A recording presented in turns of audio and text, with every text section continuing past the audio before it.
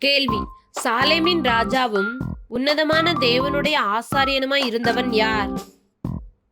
பதில் மெல்கிசேதேக்கு. கேள்வி. நமக்கு முன்னோடியானவராகிய இயேசு யாருடைய முறைமையின்படி நித்திய பிரதான ஆசாரியராய் நமக்காக திரைக்குள் பிரவேசித்திருக்கிறார்? பதில் மெல்கிசேதேக்கின் முறைமையின்படி.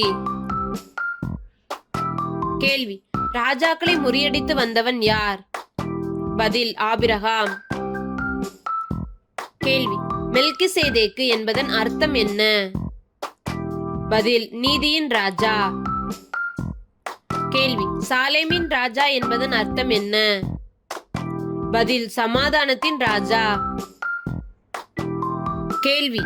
தேவனுடைய குமாரனுக்கு ஒப்பானவனாய் என்றென்றைக்கும் ஆசாரியனாக நிலைத்திருக்கிறான், இவன் யார்? பதில் மெல்கிசேதேக்கு. கேள்வி. கோத்திர தலைவன் என கூறப்பட்டுள்ளவன் யார்? பதில் ஆபிரகாம். கேள்வி. லேவியின் புத்திரரில் ஆசாரியத்துவத்தை அடைகிறவர்களும் ஆபிரகாமின் அறையிலிருந்து வந்த தங்கள் சகோதரரான ஜனங்களின் கையிலே நியாயப்பிரமாணத்தின்படி எதை வாங்குகிறதற்கு கட்டளை பெற்றிருக்கிறார்கள்? பதில் தசமபாகம். கேள்வி. வாக்குத்தத்தங்களை பெற்றவனை ஆசீர்வதித்தவன் யார்? பதில் மெல்கிசேதேக்கு. கேள்வி. பிழைத்திருக்கிறான் என்று சாட்சி பெற்றவன் யார்? பதில் மெல்கிசேதேக்கு. கேள்வி. ஆபிரகாமின் மூலமாய் தசமபாகம் கொடுத்தவன் யார்? பதில் லேவி. கேள்வி. இஸ்ரவேல் ஜனங்கள் லேவி கோத்திர ஆசாரிய முறைமைக்குட்பட்டிருந்ததால் எதை பெற்றார்கள்? பதில் நியாயப்பிரமாணத்தை. கேள்வி. ஆசாரியத்துவம் மாற்றப்பட்டிருக்குமேயானால் டேசும் மாற்றப்பட வேண்டியதாகும். பதில் நியாயப்பிரமாணமும். கேள்வி. இயேசுவானவர் எந்த வல்லமையின் படியான ஆசாரியரானார்? பதில் அழியாத ஜீவனுக்குரிய வல்லமையின் படியான ஆசாரியரானார். கேள்வி.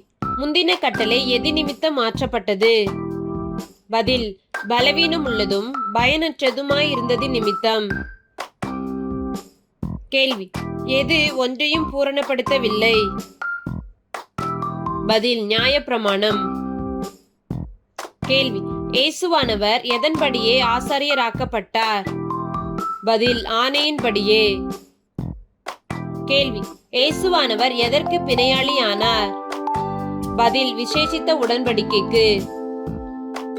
கேள்வி. இயேசுவானவர் என்றென்றைக்கும் நிலைத்திருக்கிறபடியினாலே டேஸ் உள்ளவராய் இருக்கிறார்?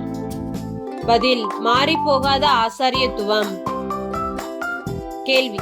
இயேசுவானவர் தமது மூலமாய் தேவனிடத்தில் சேருகிறவர்களுக்காக வேண்டுதல் செய்யும்படிக்கு அவர் எப்பொழுதும் உயிரோடு இருக்கிறவராகையால் எதற்கு வல்லமை உள்ளவராய் இருக்கிறார்? பதில் முற்றுமுடிய ரட்சிக்க. கேள்வி. நியாயப்பிரமாணமானது யாரை பிரதான ஆசாரியராக ஏற்படுத்துகிறது? பதில் பலவீனமுள்ள மனுஷர்களை. கேள்வி. நியாயப்பிரமாணத்திற்கு பின்பு உண்டான ஆணையோடு விளங்கிய வசனம் எதை ஏற்படுத்துகிறது? பதில் என்றென்றைக்கும் பூரணரான குமாரனை. கேள்வி. பரலோகத்தில் உள்ள மகத்துவ ஆசனத்தின் வலது பாரிசத்தில் உட்கார்ந்திருக்கிறவருமாய் பரிசுத்த ஸ்தலத்திலும் மனுஷரால் அல்ல கர்த்தரால் ஸ்தாபிக்கப்பட்ட மெய்யான கூடாரத்திலும் ஆசாரிய ஊழியம் செய்கிறவருமாய் இருக்கிற யார் நமக்கு உண்டு? பதில் பிரதான ஆசாரியர். கேள்வி. இஸ்ரவேல் குடும்பத்தோடும் யூதா குடும்பத்தோடும் நான் எதை ஏற்படுத்தும் காலம் வருகிறது என்று கர்த்தர் சொன்னார்? பதில் புது உடன்படிக்கையை. கேள்வி. கர்த்தர் இஸ்ரவேல் குடும்பத்தோடு ஏற்படுத்தும் புது உடன்படிக்கையில் அவர் அவருடைய பிரமாணங்களை அவர்களுடைய டேசிலே வைத்து டேசிலே எழுதுவேன் என்றார். பதில் மனதில் வைத்து இருதயங்களில் எழுதுவேன் என்றார்.